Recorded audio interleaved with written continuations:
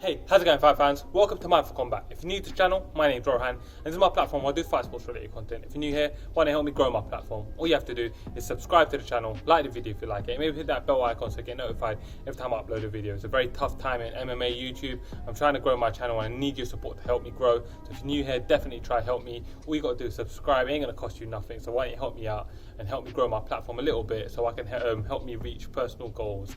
Anyways guys, with that said, in this video I'm going to be breaking down the upcoming lightweight main event between Dustin Poirier and Dan Hooker. And it's a very exciting fight. It's one of the fights I've been most excited about in a very long time. It's very intriguing. I'm really looking forward to seeing Dustin Poirier come back after his title loss to Khabib Nurmagomedov, and Dan Hooker on his part has looked like an absolute savage since his loss to Edson Barboza. And it's a very important fight in the lightweight division. The winner of this fight is probably conceivably only maybe 1 or 2 wins away from a title shot, particularly if it's Dan Hooker where he hasn't already lost to Khabib. And if you beat Dustin Poirier, you know, a former interim champion and a former title challenger, you're in a very nice place. Dustin Poirier is of course a perennial top 10, top 5 contender.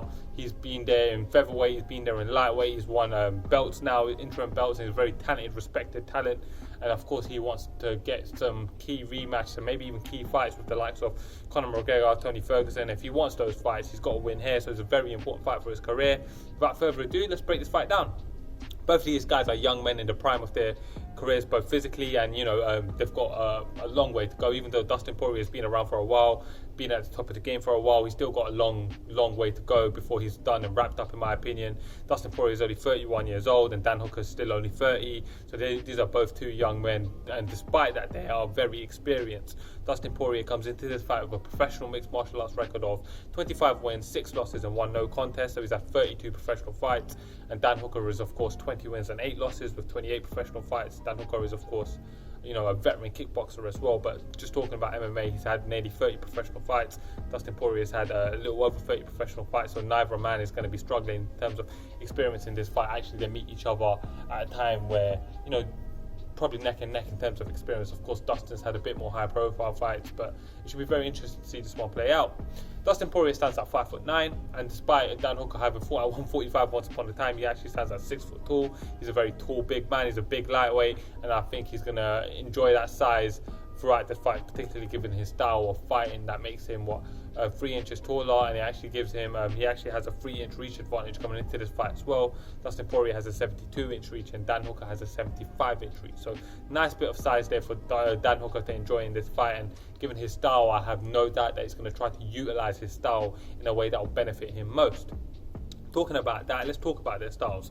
Dustin Poirier can, of course, he can do it all. We've seen that he's got wrestling in his arsenal. He's got a very talented Brazilian Jiu-Jitsu artist as well, but he really shines on the feet. He's got big power in his punches. He hits hard. He's got good striking. His incredible conditioning, and you know, he kind of outlasts his opponents and beats them down. He's very tough, kind of hard to put out. He's been seen to be a bit chinny, but his durability is not in question. And now, just in case you're wondering what the difference is, your chin is your ability to take one shot to the chin and drop. Dustin Poirier, if you don't drop him, he's not quitting. Unless you finish him, he's there. He's a very durable fighter. He's not the type of fighter to quit from a beatdown. So yeah, that's to summarize his style. Of course, he's well-rounded. He's got everything going for him. But I think where he really shines is in his boxing. And for Dan Hooker, his style, he's going to be much more of a striker. Yes, he's got Brazilian Jiu-Jitsu. He's got some interesting finishes over the years, but where he shines is in his Muay Thai. Like I said previously, he's actually competed in kickboxing. He trains with Israel Adesanya. They're actually very good training partners for each other. And it's going to be interesting to see how he utilizes his stand-up skills in this fight, particularly considering Dustin Poirier likes to strike, and I think he actually enjoys an advantage on the feet. With that said, let's look at some of the key wins. Now, of course, with Dustin Poirier, he's been around for such a long time. He's got so many good key wins, so many impressive wins. Even when we're looking at his time at featherweight, you know, all the fights that he had there. But I think where he really started to shine was when he did move up to lightweight, and he started to beat the likes of Bobby Green when Bobby Green was you know, a very respected commodity in the division. Then of course he's beaten the likes of Justin Gaethje, the current interim champion. He's beaten Eddie Alvarez not once but twice. I'll say twice really, because of what happened in that. But nah, we'll call it once. I take that back. He's beaten him. He's beaten Anthony Pettis. He's beaten Jamila. All very talented and tough fighters that are very difficult to take out. and he's got to be given a lot of respect for the wins that he's had. And like he said previously, if you don't respect his resume at this point, you just don't rate MMA. So that's what's up with Dustin Poirier. But for Dan Hooker, he's got some really good key wins as well, particularly since he jumped up to lightweight himself. So he's taken out the current top welterweight contender and knocked him out. He took out Gilbert Burns, he's taken out Jim Miller, took out Ross Pearson.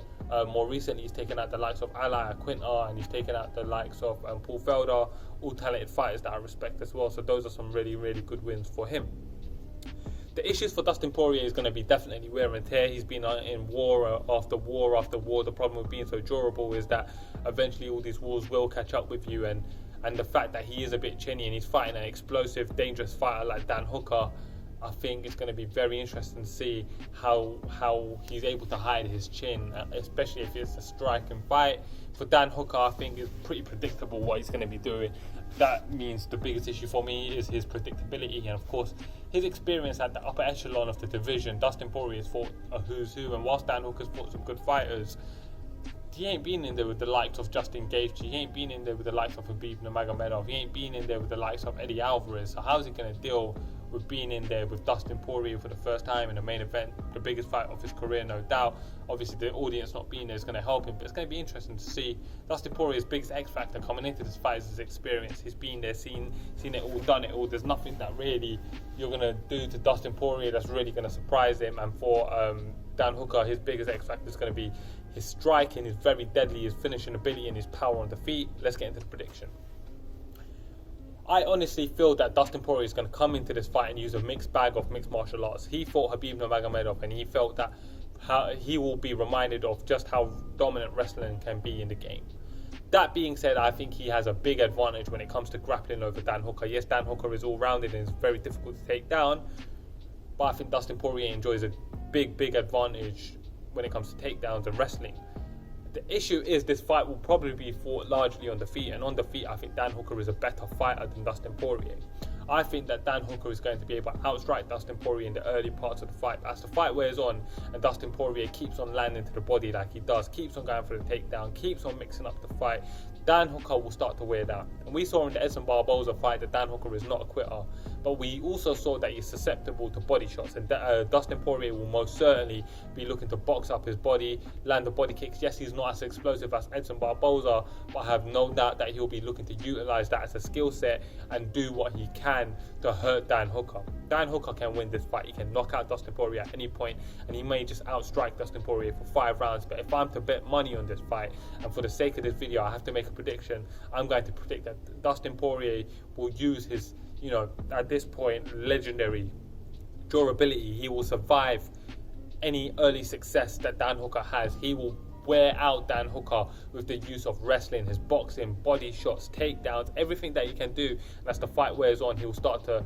establish an advantage being a better, well-rounded mixed martial artist, and the body shots will start to catch up to Dan, and I think Dustin Poirier will get the finish. So not the finish, well, he'll get the win, and maybe even a late finish. But anyways, guys, for my official prediction, I'm going with Dustin Poirier for the win in this fight. I'm not going to predict the method. I know I accidentally said finish, maybe my mind is subconsciously telling me that, but I'm still going with Dustin Poirier to get the win in a fight that I'm absolutely not certain on. So fight fans, why don't you guys comment below? Let me know how you see the fight going. Let me know if you enjoyed the breakdown, and let me know if you think there's anything I can add to these breakdowns to make it better or more interactive with you guys. Anyways, thank you guys for watching. I'm Rohan, and this is Mindful Combat.